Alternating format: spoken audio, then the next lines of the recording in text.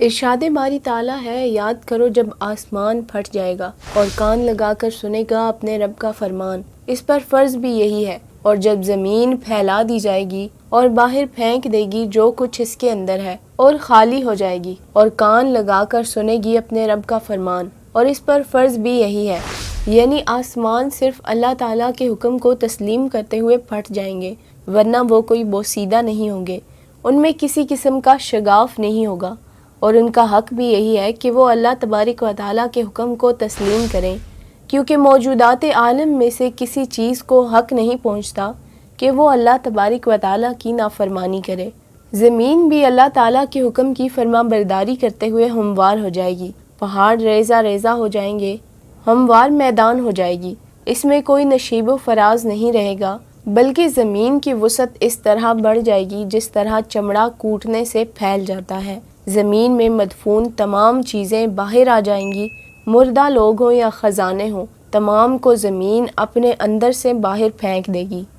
حضرت ابو ہریرہ رضی اللہ عنہ فرماتے ہیں، بے شک اس ذات نے فرمایا جو صادق و مصدوق ہے کہ میدان حشر میں لوگوں کو 3 گروہوں میں جمع کیا جائے گا۔ ایک گروہ کو میدان میں لایا جائے گا ایسے حال میں کہ وہ سوار ہوں گے، ناز و نعمت میں ہوں گے، انہوں نے کپڑے پہنے ہوئے ہوں گے۔ دوسرے گروہ کو ملائکہ چہروں کے بل کھینچ رہے ہوں گے اور ان کو آگ میں ڈال دیا جائے گا۔ تیسرا گروہ میدان میں چل کر گھبراہٹ کی وجہ سے دوڑتے ہوئے آئیں گے۔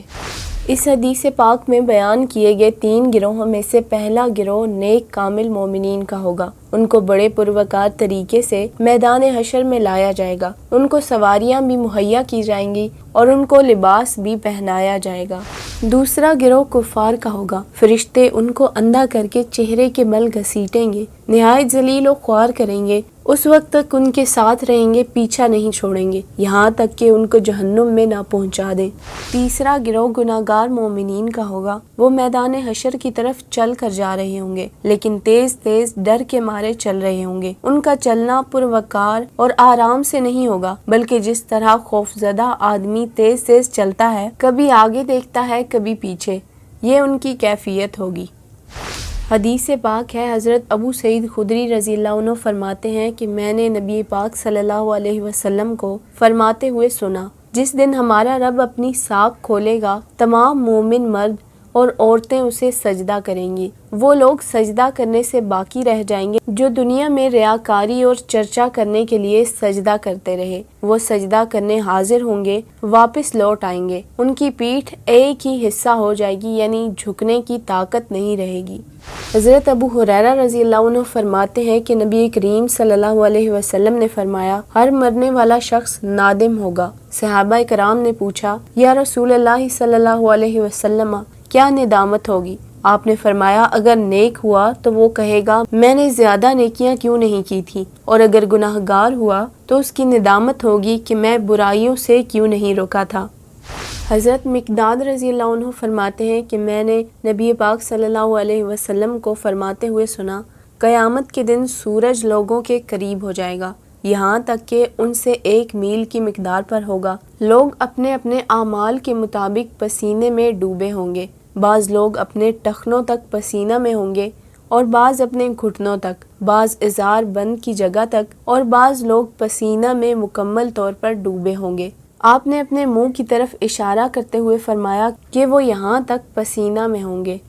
قیامت کے دن کی افراتفری کے بارے میں اللہ تبارک و تعالیٰ نے قرآن مجید میں ارشاد فرمایا ہے، پھر جب آئے گی وہ کان پھاڑنے والی چنگھاڑ، اس دن آدمی بھاگے گا اپنے بھائی اور ماں باپ اور زوجہ اور بیٹوں سے، ان میں سے ہر ایک کو اس دن ایک فکر ہوگی، وہی ان کو سب سے بے پرواہ کر دے گی۔ کتنے ہی چہرے اس دن روشن ہوں گے، ہنستے خوشیاں مناتے، اور کتنے چہروں پر اس دن گرد پڑی ہوگی، ان پر سیاہی چڑھ رہی ہوگی، یہ وہی ہیں کافر بدکار۔ شیخ محی الدین رحمۃ اللہ علیہ نے فرمایا کہ قیامت کے دن پہلے اللہ تبارک و تعالی لوگوں کے دلوں میں ڈالے گا کہ وہ حضرت آدم علیہ السلام کے پاس جائیں، اور پھر دوسرے انبیاء کرام علیہ السلام کے پاس۔ ابتدائی طور پر نبی پاک صلی اللہ علیہ وسلم کے پاس جانے کی رہنمائی نہیں کی گئی تاکہ آپ کی فضیلت ظاہر ہو جائے۔ نبی کریم صلی اللہ علیہ وسلم نے ارشاد فرمایا، میں انہیں القاء کیے ہوئے کلمات سے رب تعالیٰ کی تعریف کروں گا،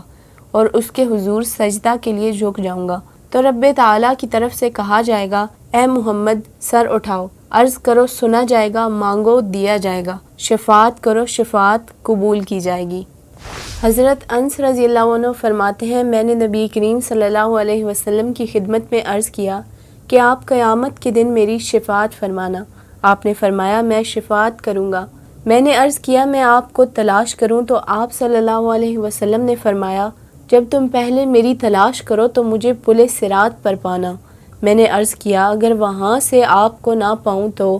آپ نے فرمایا مجھے میزان کے پاس طلب کرنا۔ میں نے عرض کیا اگر میری ملاقات وہاں بھی نہ ہو؟ آپ نے فرمایا مجھے حوض کوثر کے پاس طلب کرنا، بے شک میں ان 3 مقاموں میں سے ہٹ کر ادھر ادھر نہیں ہوں گا۔ اللہ تبارک و تعالیٰ سے دعا ہے کہ اللہ ہمیں بھی نیک عمل کرنے کی توفیق عطا فرمائے اور قیامت کے دن حضور نبی کریم صلی اللہ علیہ وسلم کی شفاعت نصیب فرمائے، آمین